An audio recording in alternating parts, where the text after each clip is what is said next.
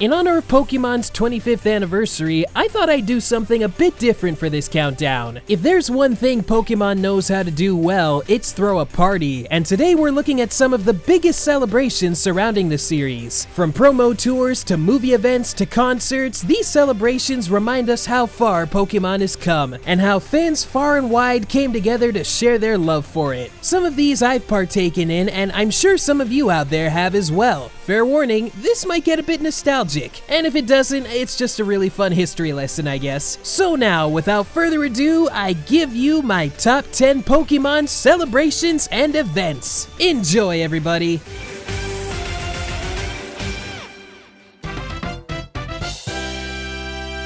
Pokemon Symphonic Evolutions wasn't the first time Pokemon music was performed by a live orchestra, but I think it's the first time it was done on such a large scale. This wasn't a promo tour or a tie-in for anything, it was just a musical reflection on how much the series had evolved. You don't need me to tell you this was beautifully put together, do you? Take my word for it, even though I wasn't there, but if I was, I'm sure I would have had a great time. There was a showing in my area, but sadly I couldn't make it work out in the end. But from what I've heard from people who did go, and from what's been posted online, it was an unforgettable experience words can't fully describe, especially if you don't know a thing about music terminology. I like the part that went plinky plonky, I guess. For the show's encore, they performed the iconic first theme from the English anime, and the audience was encouraged to sing along. And you know what's funny? I read 3 separate reviews of the concert from 3 different countries, and each one makes note of how the audience knew the first verse, but when the second verse kicked in, they stayed pretty quiet, and I'm just here shaking my head. Like, come on guys, I can understand if it was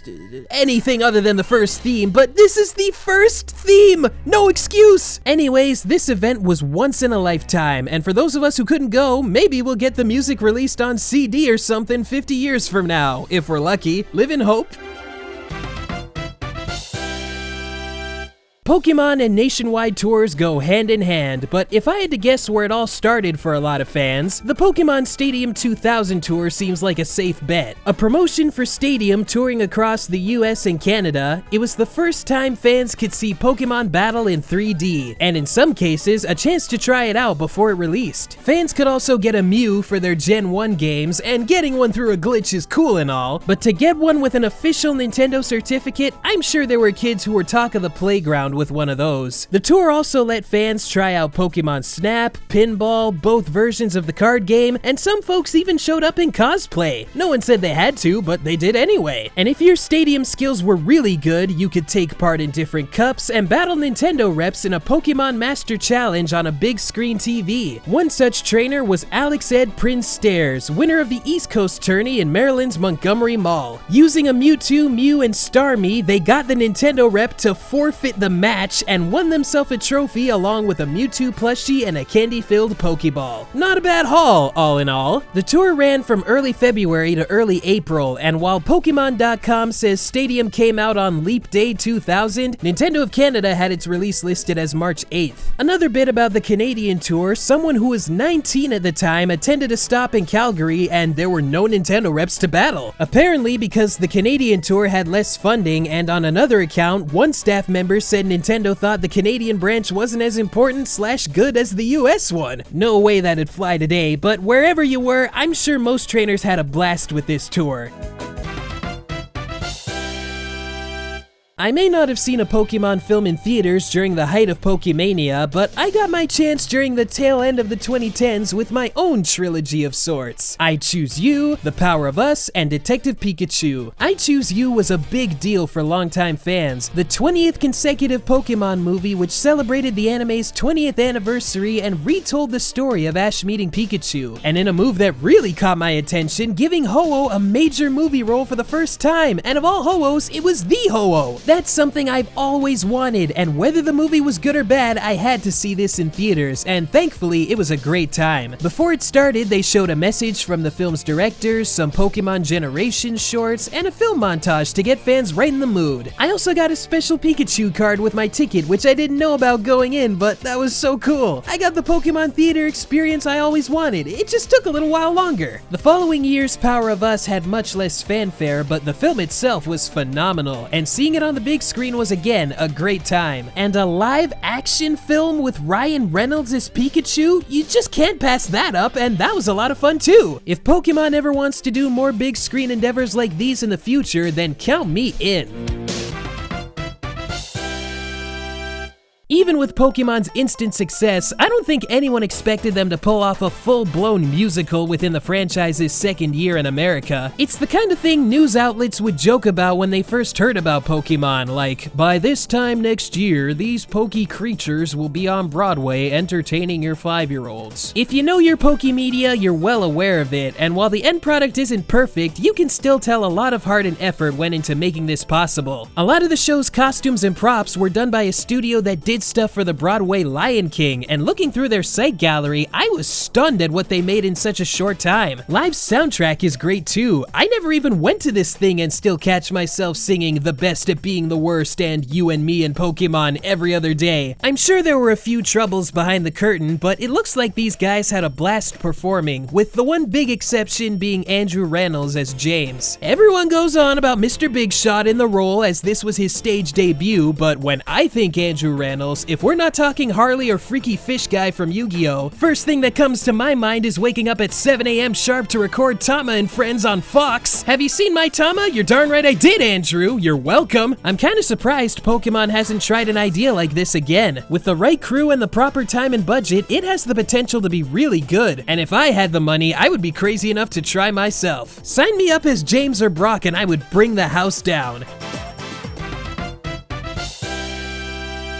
Pokemon Black and White were a fresh start for the series, taking new leaps fans thought were impossible. During the lead-in, we were all a little scared, yet excited for what was to come, and Pokemon put together some noteworthy events for this new beginning. The big one here is the Black and White Sampling Tour, which toured across 14 states and was a trove of Unova goodness. There were Black and White demos, scavenger hunts, photo ops, and the chance to buy Pokemon Center merch, which you'd normally have to go to Japan to get. There were also free screenings for the latest film, Zoroark Master of Illusions. This was the first time since Heroes where a Pokemon film was being shown on the big screen, and this tour was the only chance to see it that way. Nice that America got such a big event for a region based off the States, but like the stadium tour, the Canadian leg had much less to offer. It only stopped in 2 cities, Mississauga, Ontario, and Burnaby, BC, and the stamp rally, center merch, and film screenings were totally MIA. But you could get your face painted like Pikachu or Victini. Speaking of Victini, its movie was a mini event of sorts. The first film to have 2 versions with a limited release in theaters for anyone to see this time. And in one New York theater, there was a showing where longtime voice on the anime Casey Rogers did autographs before the film. I remember reading that somewhere back in the day, and I wish I had a way to go there. Casey Rogers is awesome. Another bit of fun was that song Can't Stop Catching 'Em All by the Presidents of the USA. The main singer looks like he's having fun naming these guys, but good lord, these rhymes are terrible. I can't even call them rhymes because they don't even try to hide the fact that stuff like this does not rhyme. Purloin,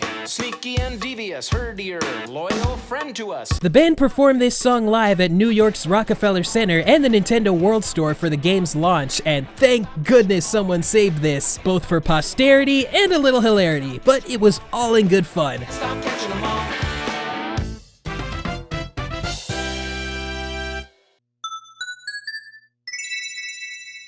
I'm dead serious. When I was 10, I thought that after 3 generations, Pokemon was going to pack it in. But when they announced their 10th anniversary in 2006, it was clear they weren't going anywhere. Still, the milestone had me a bit confused. I noticed every Pokemon product had a copyright starting with 1995, and the series didn't come overseas till 98, but I later learned 96 is when they came out in Japan, so that's what we're going with. Though when I see English fans talk Pokemon memories from 25 years ago right now, I just want to say you didn't know what a Pikachu was in 96, don't lie to me. This milestone was celebrated in many ways, and one I was lucky to see was Mastermind of the Mirage Pokemon. It aired in North America 6 months before Japan, and Japan only aired it through broadband as a trial for online streaming. And for English fans, this was a trial for the show's new set of voice actors, and what a wake-up call that was. To my knowledge, this only aired once, and I would have never seen it live if I wasn't at someone's house who had the W WB in their cable package. Another thing I got out of that year was my 10th anniversary Pokédex book. You can see the covers come completely off, but that's what you get for choosing paperback in Scholastic. This book came in handy when I got Ruby, Leaf Green, and Gale of Darkness secondhand and made for a fun way to pass the time, but there's one thing about it that ticked me off. It covers the first 386 Pokemon, but Mew is left a blank slate, because even if you saw the Mirage special or the Lucario movie, quote, this character has not yet been released in the United States. So you know what I did? I made my own page for Mew and wrote down every move it could learn, its abilities, and even its event location in Emerald. Other events that stood out were the aforementioned Lucario movie, having an all-new Pokemon, the contraband Mew, and being 4Kids' last hurrah with the series. Mystery Dungeon was crazy too. Playing as the Pokemon directly and the fact that they talked was a childhood dream come true. This anniversary's got a few ups, a few downs, but a lot of memories regardless.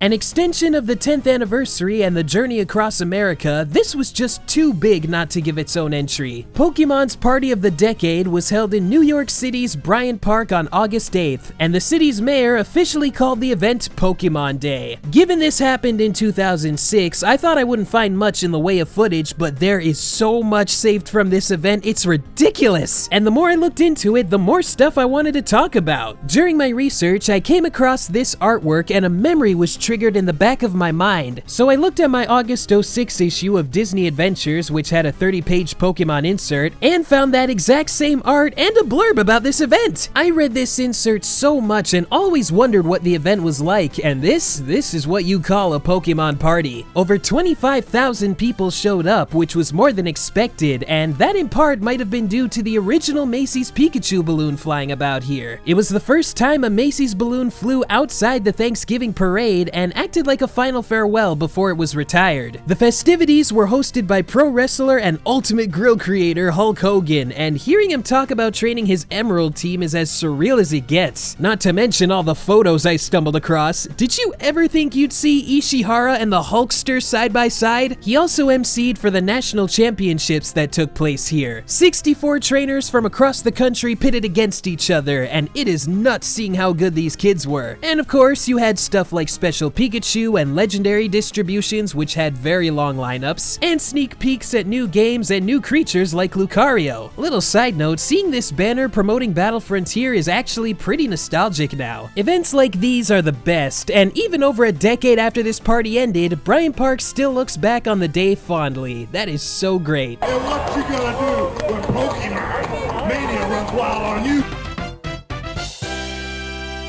We've talked about movies here and there, but no one can deny how big an event the very first movie was. To the dismay of parents across the nation, Pokemon was hitting the big screen in November '99. And I'm sure if I was just a few years older, I would have gone and seen it, but some things aren't meant to be. I don't think I even understood the concept of the movies yet, but a VHS tape was more than enough, and the included Mewtwo card was icing on the cake. Who cares if it had 70 HP? My first Pokemon card was Mewtwo. Couldn't ask for anything better as a 4-year-old. For other Poke fans, I'm sure the tail end of 1999 was a big event too, and they likely took part in that tie-in Burger King did for the movie. People don't usually talk kindly about Burger King unless Pokemon is involved, and rightly so. They went all out with toys, posters, and their own set of trading cards for all the Gen 1 monsters. I never had one of the toys, but I do have a few cards to this very day. It was so cool how they had images from the film on the back, and I remember staring at these two a lot, which are actually promo art from the Japanese version. This one I always thought Bulbasaur looked like he was flying through the air. Something else that's pretty cool is the cards released in Canada are different to the ones in the States. American cards had trivia for a Pokemon at the bottom, but I guess someone realized they'd have to squeeze English and French text on them for Canadians and said, that's not happening. They also used the metric system, and I would have been fine with pounds and feet, but I appreciate the effort. Burger King and others would try tie-ins like these again for Pokemon 2000 and what have you, but I say nothing could top the pure madness that came with Mewtwo Strikes Back.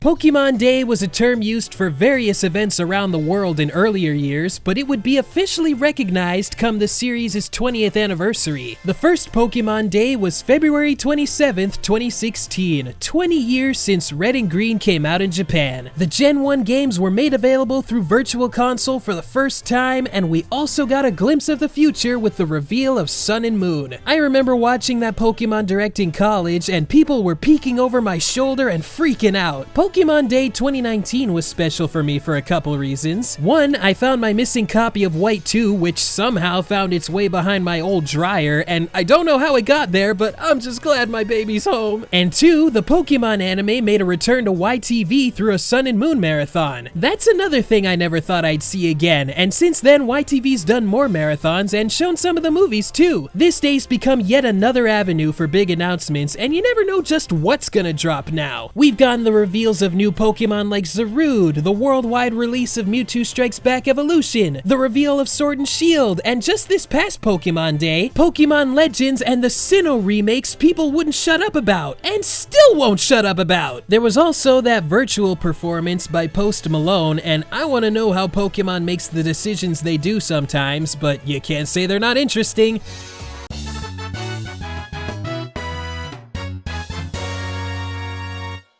This may come as a surprise, and this event doesn't even have an official name, but the lead up to Pokemon X and Y is one of the most memorable Pokemon celebrations for me. And even better, it's one I took full participation in. It all started with the announcement Pokemon was going global. Every person on the planet will be able to play a new generation at the same time. It also marked the long-awaited jump to 3D, and there were so many surprises to come in the months ahead. Mewtwo's new form and Sylveon were an anomaly because nobody had any clue what they were all about. This was when many up-and-coming YouTubers cropped up like Dookie Shed and Nate Wants to Battle, and everyone was making some kind of theory or update when we got new info. I can attest to this, I was one of those people too. Soon we learned about the Fairy type, Mega Evolutions, getting to choose a Kanto starter alongside your Kalos one, and they had their own Megas. I was nuts! When we got into August, Pokemon Origins was announced, and if we didn't think this was replacing the main anime, we thought it was simply a love letter for Gen 1 fans. Little did we know the surprise inside was the debut of actually a dragon Mega Charizard X, and again, we lost our minds! There was also the reintroduction of Gotta Catch 'Em All with that Catchatronic music video. I remember when that first uploaded, it had the title Genesect and the Legend Awakened trailer, then they took it down and swapped it out with the right video. I'm sure someone got in trouble for that. Said video linked to GottaCatchEmAll.com, where you went on a Pokemon hunt and got some sound bites, wallpapers, and ringtones, some of which I still have saved today. But of course, if you lived in America, you could enter sweepstakes to win actual prizes. X and Y weren't the next leap for the series most fans wanted in the end, but man was it a wild time to be a Pokemon fan. The series regained a mainstream popularity not seen in some time, and I feel the Pokemon Company got more serious about its public image with the rise of social media and whatnot. Fans all over had something to look forward to, and there was a real sense of community and friendship to it all, and that's one of the best things about Pokemon. Who knows if another event like this will happen again soon, but it's gonna have to be pretty insane to top this.